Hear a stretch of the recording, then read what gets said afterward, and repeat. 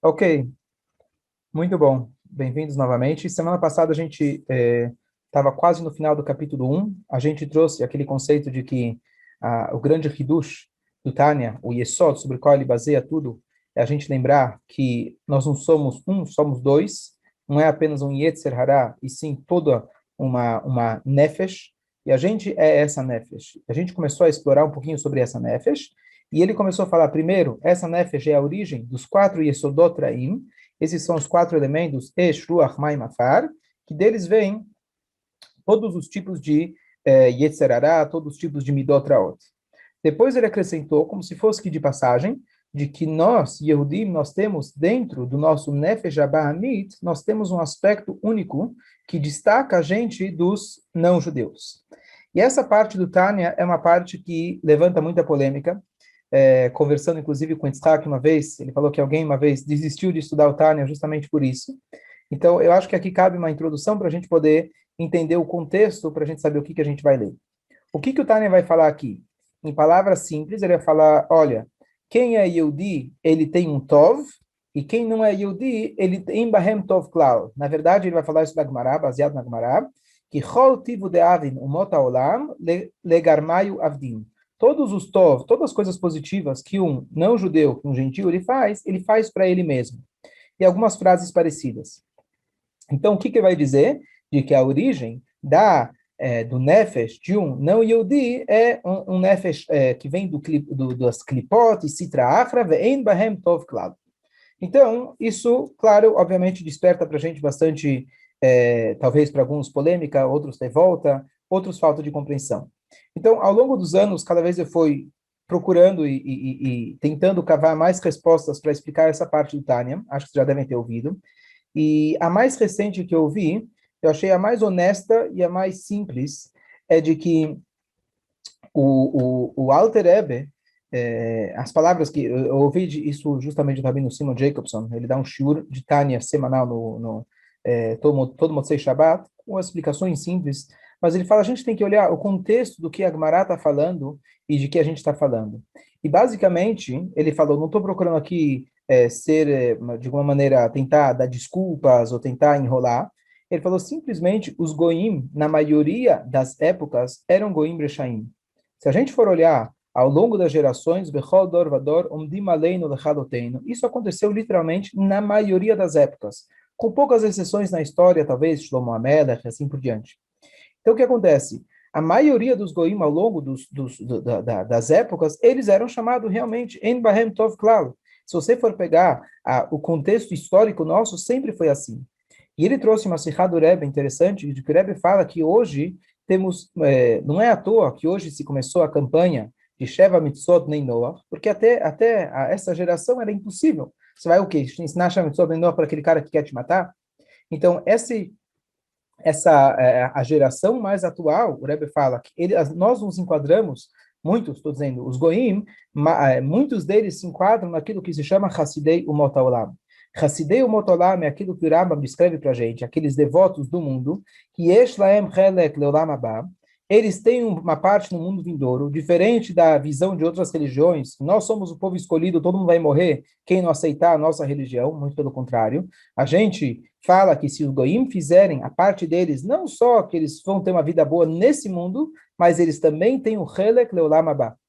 E ainda mais, esses Hassidei Umot Olam, eles são pessoas que eles estão construindo o mundo, e essas pessoas não se enquadram nisso que a gente vai ler aqui no Rambam. Então, e ele enfatizou, ele falou, não estou falando em forma de desculpa ou querer contextualizar e querer tirar fora. Ele falou, essa é a situação atual, que é um hidush, na verdade, em relação às gerações anteriores. E a gente tem, na verdade, um mérito especial da gente poder viver numa geração como essas. Mas caso contrário, essa era a natureza dos Rechaim, infelizmente, que Hashem colocou. Desde o momento que Hashem colocou a Torá Yardá Sinai, Yardá Sinai da Olam, diz a Gemara. Sinai é com Samer, Sinai é com Sin, mas assim dizem nossos Chachamim, que no momento que veio para nós a Torá, no Sinai, veio uma Sinai para o Umot Olam. Isso é ponto número um. Ponto número dois, a Rav, linguagem... posso Pode só fazer falar. uma pergunta? Pode, claro. Indo antes de abrir, se mais alguém quiser comentar alguma coisa, mas tem mais uma forma de explicar também. essa passagem da Gemara, que é uma forma mais profunda, mais fácil de entender, que é o seguinte, a Gemara fala, "Vechol tivun duvdu ve'umat haolam avdin legar mayu avdin." Toda a bondade que um, um gentil ele faz para ele mesmo. Aqui, na verdade, uma das formas de explicar é muito simples. Esquece o Motaolama, vamos olhar nós mesmos. Todas as coisas que nós fazemos, 99% ou talvez 100% das coisas, sem a gente introduzir nossa Neshama, e Mitzvah, e Hashem, etc., nós fazemos para nós mesmos. Até mesmo quando eu faço uma bondade para outra pessoa, eu estou fazendo isso muitas vezes porque eu sinto pena daquela pessoa. Então, no fundo, eu estou querendo aliviar minha consciência dando algo para aquela pessoa. Então, é fantástico que eu uso o meu ego para essas coisas, mas tudo que nós fazemos no meu dia a dia, eu paro, eu trabalho, vamos dizer, até mesmo rezar, certo? Às vezes eu estou rezando pensando em mim mesmo. Então, a natureza humana é essa. Não é um hidush dizer que os goim eles fazem para eles mesmos. O hidush é dizer que nós temos um Helek Eloká, como ele vai dizer no próximo capítulo, que nós temos essa possibilidade de ser realmente altruístas. Não por nós, mas porque Hashem ele deu para a gente um Helek Eloká Mimal Mamash. Essa explicação é parcial, porque isso explica a diferença nossa entre o Nefesh Elokit e o Nefesh Abaamit. Mas o problema com essa resposta é de que essa resposta, o Tânia ainda está explicando para a gente o Nefesh Abaamit. Está dizendo que dentro do Nefesh Abaamit, do Yehudi e do Goi é diferente. Então, por isso, essa explicação não seria a completa. Agora, voltando para aquela primeira explicação da diferença das gerações, aqui nessa parte do Tânia, nós temos, na verdade, algo super interessante, que isso é realmente a história do Alter Rebbe, que quando ele foi preso, a famosa história, ele foi preso por acusações em falso, etc., que ele mandava dinheiro para Israel, que estava embaixo do governo turco, e aí o que acontece? Ele foi infelizmente entregue por judeus, ortodoxos, misnagdim, assim chamados, porque eles acreditavam que o Alter Rebbe estava vindo com uma nova religião, tal como o Hazel Shalom, o Shabbatai Tzvi, e assim por diante. Então eles até fizeram aquilo que nenhum judeu, sob nenhuma circunstância, poderia fazer, que é entregar um outro judeu nas mãos das autoridades. E eles fizeram isso. E eles então vieram com acusações. Uma parte da acusação era acusações de desvio de dinheiro para apoiar a Turquia, para derrubar o czar, que isso se provou depois claramente que isso era só uma falsificação dos zeros. Mas outra coisa que eles fizeram, eles também pegaram conceitos profundos do Tânia e dos ensinamentos do Alter Rebbe, e com eles provando para as autoridades russas que o Alter Rebbe estava querendo fazer uma rebelião. Então, por exemplo, ele pegou lá um conceito de Malchut, do reinado, que o Alter Rebbe explica, do Tânia, tarará, e eles falaram, não, tá vendo aquilo que ele explica de Malchut? Porque Malchut é dito que Malchut é a esfirá mais baixa que tem. Tá vendo? Quer dizer que Malchut não é nada, ele está querendo rebaixar o Czar, porque o Czar é o rei, então ele falou que Malchut é a mais baixa, então ele está querendo rebaixar o rei. Olha até que ponto eles conseguiram tirar o negócio do contexto. E o Alter Rebbe, então, quando ele foi passar pelos interrogatórios, então, ele, na verdade, estava preso hoje tem lugar, dá para se visitá-lo na Rússia, exatamente a prisão onde ele estava. Cada vez ele era levado num barquinho, e lá era feito o interrogatório num outro lugar, porque a prisão ficava numa ilha, e ele foi feito para ele, se não me engano, são 32 perguntas. E as perguntas eram, basicamente, essas perguntas teológicas. E o Alter Rebbe, curiosamente, ele fez questão de responder tudo. E ele falava no Yiddish e tinha que ser traduzido para o russo. E tinha um tradutor oficial que fazia esse papel. E coisas, inclusive, das questões que eles faziam, era uma das questões que houve porque pela falta de tradução, eles tiveram um mau entendimento e por isso eles tinham perguntas, só para dar um exemplo. E ele foi explicando. Entre essas perguntas, eles fizeram uma questão sobre os costumes dele em relação ao Baal Shem Tov. E o Alter Rebbe, ele escreve depois, ele contou, ele falou, olha, eu poderia ter inventado qualquer coisa. Você sabe, como o Rabino, agora eu estou falando, você fala, está escrito na Kabbalah, aí você inventa qualquer coisa, o que o Goy vai saber? Mas o Alter Rebbe, ele falou, eu fiz questão de explicar exatamente o meu comportamento, porque nem para o não-judeu eu não queria de forma nenhuma dar margem para que eles pensassem que eu estivesse desconectado dos ensinamentos do Baal Shem Tov. Ou seja, ele poderia, como se diz na linguagem da Gemara, litchot bekash, ele poderia dar uma desculpa qualquer, mas ele fez questão de falar a resposta filosófica profunda de Hassidut para a cabeça daquele coi malvado que estava aprendendo ele. Mas o Alter Rebbe, ele foi lá e respondeu todas as perguntas que fizeram para ele de forma clara e todos ficaram satisfeitos. E a última pergunta que fizeram para ele é: como você escreve no Tânia, essa passagem de que o Goi ele não tem o bem, que o Goi ele faz tudo para si mesmo e etc. O Alter Rebbe, ele sorriu, não respondeu e deixaram por isso mesmo. E o Alter Rebbe depois ele explicou, e o que ele falou? Ele falou que com esse sorriso eles entenderam, e essa foi a mensagem que ele quis dar para eles. Ele falou assim: eu respondi para vocês muito bem as perguntas até agora. Não queiram ouvir a resposta dessa pergunta. Qual que seria a resposta? A resposta seria, você está vendo? Olha o que vocês estão fazendo com nós. Olha o que vocês estão fazendo com o povo judeu. Olha o que vocês são capazes de fazer. Olha tudo que a gente passou de perseguição, como realmente você quer ouvir as verdades na cara? Então não vou falar as verdades na tua cara, eu acho que você prefere não escutar. E foi isso realmente o sorriso dele. Estou usando um pouquinho, não foi exatamente as palavras que ele falou, mas eu estou usando a interpretação. Então, o que isso complementa aquilo que a gente falou no início, que o Alter Rebbe estava virando e falando para os inimigos, justamente, olha, vocês realmente não tem nada de bom em vocês. Agora, se a gente for olhar o contexto atual, tirando Osama Bin Laden e companhia, e Hamas, e etc., nós temos muitas pessoas, talvez grande parte do mundo, que eles são candidatos a serem verdadeiros Hassidei Omotolam. Isso é um privilégio que nós temos, é um momento especial na história que nós temos, e por isso a gente tem essa pergunta, uau, como que é possível dizer uma coisa dessas? Quando alguém estava sofrendo embaixo do Stalin, quando alguém estava sofrendo embaixo do Haman, embaixo do Ahasverosh, embaixo do Paró, ninguém tinha esse tipo de questionamento. Como você pode dizer uma coisa dessa do não-judeu? Isso era mais do que óbvio, tá certo? Agora, Baruch Hashem, a gente está num momento onde a gente questiona e fala, como que eu posso entender uma coisa dessas? Então, acho que essa é uma explicação justa, honesta, e se alguém tiver algum comentário, antes da gente ler dentro, Tânia. Então, eu vou compartilhar aqui a tela para a gente poder ler.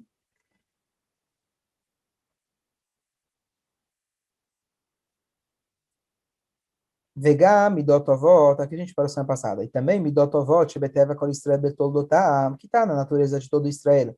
Por natureza, kmo rachmanut miglut chassadim, certo? Isso a gente explicou semana passada, abaot mimena.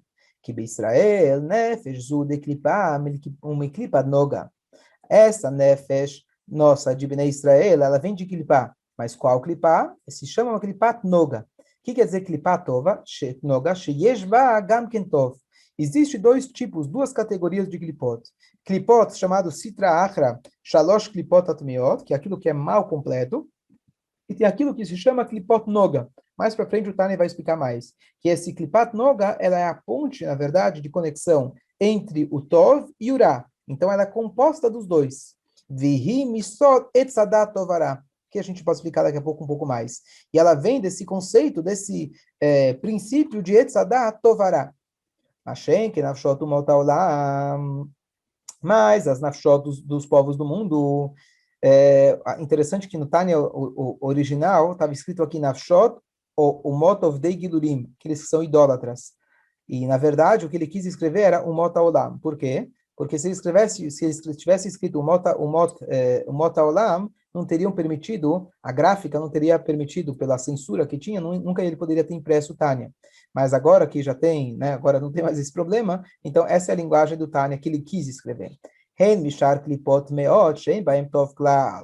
Elas são do resto das outras klipot meot, que elas não têm bem bichlal. Moshe katav betzchaim sharametes peregimel. E assim diz o Eitz Chaim, bechol tivu de avdi naumot, toda a bondade que as umot elas fazem, legarmaio avdim, para si mesmo elas fazem. Ou seja, cada ideia que a pessoa que ela faz, tudo que ela faz é para si mesma. Mesmo quando ela faz uma bondade, ela está pensando em si mesma. O que deita bagmarala pasuk vechesed leumim chatat. A Gemara fala para a gente em relação ao pasuk que fala vechesed leumim, a bondade para umim, para os povos, chatat, é como um chet. Porque shekotz dachava chesed shomot haolam osin einan ela leitiaer chudu. Porque toda a bondade e justiça que o mot haolam eles fazem não é a não ser para se gabar. Então, novamente aqui, não estamos falando de Hassidei mot haolam, estamos falando de pessoas que não estão nessa categoria. Dúvidas, comentários? Falar mais uma coisa interessante. Esse conceito talvez vocês já ouviram falar, mas a gente sabe de que até o momento que Adam Arishon ele comeu do fruto proibido, o mundo estava diferente. O que mudou realmente no momento que ele comeu do Etz Hadat Tovará, a árvore do conhecimento do bem e do mal? Então, basicamente, a gente sabe de que até então... Boa tarde, Ivo, tudo bem? Tudo bem? Bem-vindo. Só que, desculpa o atraso. Não tem problema. até o momento que Hashem, até o momento que Adam Arishon comeu do fruto proibido, o Yetzer Hara, ele era representado pela cobra. Ou seja, o Ra era algo à parte do ser humano. A partir do momento que ele comeu do fruto proibido, o que aconteceu? Ele ingeriu aquilo e o Ra, ele passou a fazer parte do Adam. O Adam é o Bechir Anivraim, ele é o topo, o ápice da criação. E, portanto, uma vez que o Adam ele se corrompeu, ele corrompeu todo o universo como consequência. E aí aconteceu aquilo que se chama, que agora nós temos o trabalho de Birura Nitzotzot, significa o seguinte: no mundo que nós vivemos pós Etzadat, en ra belotov, en tov belorá. Não existe algo que seja 100% bom ou algo que seja 100% ruim, a não ser Torá, Tfilat, Tzedakah. Mas nós, quando envolvemos, eu vou fazer uma mitzvah, sempre vai ter um resquício do meu ego. Sempre que eu vou fazer uma mitzvah, sempre vai ter alguma coisa ainda de irá envolvido. Quando eu tenho algo que é absolutamente irá, por exemplo, vamos pegar o exemplo, o Hazir, né? Então, ele também tem um aspecto positivo lá dentro que ele tem que ser redimido. Seja, talvez, que eu vou usar para fazer insulina a partir dele, ou seja, o próprio fato que eu vou fazer a itkafia e eu falar, eu não vou comer dele. Então, dessa forma, eu estou transformando ele para o positivo. Ou seja, até o momento do etzadat, antes dele comer, o mal era mal e o bem era bem. Estava muito distinto, estava muito claro. A partir do momento que ele ingeriu, nós temos essa confusão, que é o nosso papel, a gente conseguir tirar a luz de dentro da escuridão, a gente conseguir descobrir o que é o bem dentro de cada relacionamento, dentro de cada ato que nós fazemos, e extrair o bem de dentro do mal. E esse é o nosso papel ao longo do Yemot HaGalut.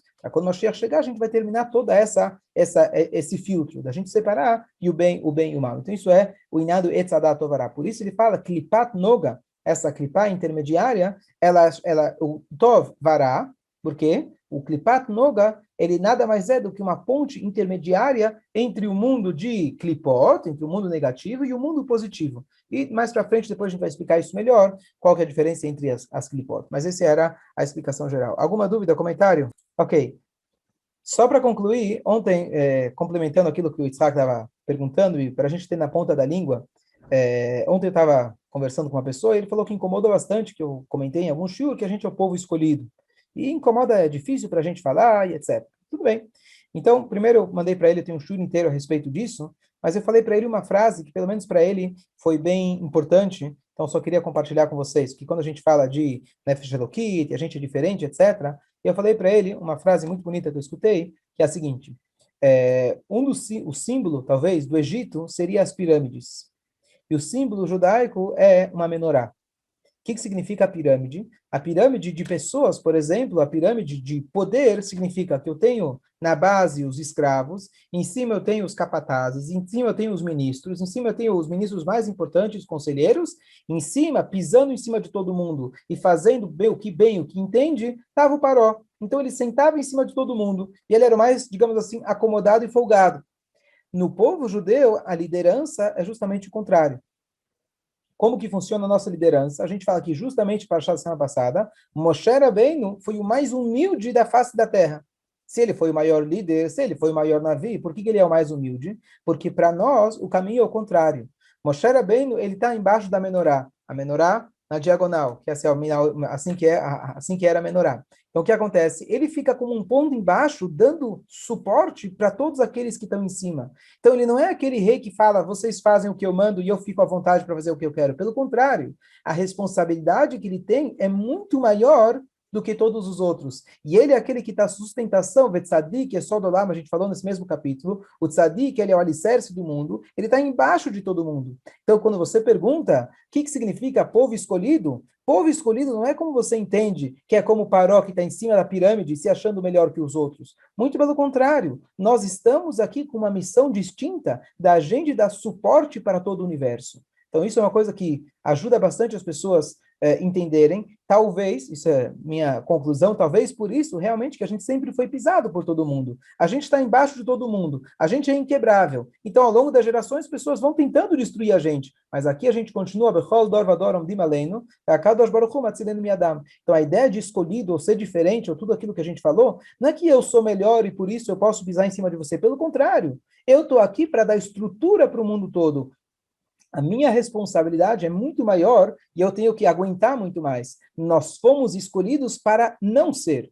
Toda a ideia da Torá é fazer com que a gente seja mais humilde, que a gente tenha mais submissão, irá chamar em Hashem. Então, essa é a nossa escolha. Você quer virar judeu? Virar judeu não é que você vai para o topo da pirâmide. Virar judeu significa que você vai descer aqui embaixo e segurar todo mundo que está em cima. Então, essa é a diferença básica entre o escolhido, que se diz por aí, ou o verdadeiro escolhido, que é a ideia nossa.